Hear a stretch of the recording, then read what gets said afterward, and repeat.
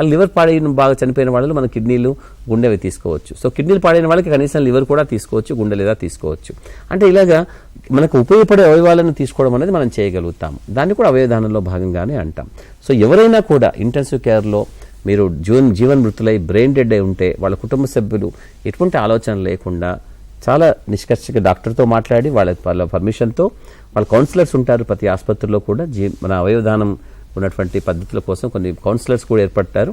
వాళ్ళు వచ్చి వాళ్ళు చెప్పేసిన తర్వాత వాళ్ళు మాట్లాడుకొని వాళ్ళ జీవన్మృతులైనటువంటి వాళ్ళ కుటుంబ సభ్యుల నుంచి వాళ్ళ అవయవాలు సేకరించి మిగతా వాళ్ళకి ఇవ్వడం సాధ్యమవుతుంది.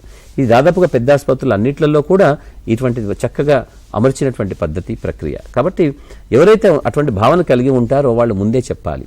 దాదాపుగా ఇప్పుడు మనకి రాష్ట్రంలో మనం వాళ్ళకి ఎప్పుడైనా భవిష్యత్తులో వాళ్ళకి ఎప్పుడైనా కావాలనుకుంటే వాళ్ళు చాలా సంస్కారయుతులైనటువంటి వ్యక్తులు, మేము ఇటువంటి ఒక అనారోగ్య పరిస్థితి ఏర్పడినా లేదా ఒక ఆపద వాటిల్లినా నేను బాగాలేకపోయినా ఒకవేళ జీవన్మృతుని అయితుంటే నా అవయవాలు డొనేట్ చేయడానికి అవయవదానం చేయడానికి నేను అంగీకరిస్తున్నాను అని చెప్పేసి ఒక డోనర్ కార్డు వాళ్ళ దగ్గరలో ఉన్నటువంటి ఏ పెద్ద ఆసుపత్రికి వెళ్ళినా, అది గవర్నమెంట్ కావచ్చు, పెద్ద ప్రభుత్వ ఆసుపత్రి కావచ్చు, కార్పొరేట్ ఆసుపత్రి కావచ్చు, అక్కడికి వెళ్ళి వాళ్ళు ఆర్గన్ డొనేషన్కి కార్డు తీసుకోవచ్చు. ఆన్లైన్లో కూడా కొన్ని ఉన్నాయి, వీటికి ఆన్లైన్లో కూడా వాళ్ళ పేరు రిజిస్టర్ చేసుకోవచ్చు. ఆ కార్డు ఏదైతే ఇస్తారో ఆ కార్డుని వాళ్ళు ఎప్పుడు జేబులో పెట్టుకోవచ్చు. వాళ్ళకు ఉన్నటువంటి ఇష్టాలని వాళ్ళ కుటుంబ సభ్యులతో పంచుకొని, ఒకవేళ కుటుంబ సభ్యులు ఎవరైనా కూడా డిస్కషన్ ఎప్పుడైనా చేసుకుంటే, నిజాన్ని చెప్పాలంటే దీని మీద విస్తృతమైనటువంటి చర్చ కుటుంబాలలో కూడా జరగాలి. కేవలం ఈ చర్చా వేదికలైనటువంటి ఇటువంటి మాధ్యమాల్లో జరగడమో, టీవీ మాధ్యమాల్లోనో, లేకపోతే సోషల్ మీడియాలో అహడా ఇడ్పా మాట్లాడడం కోసం కాకుండా కుటుంబాల మధ్య కూడా వాళ్ళు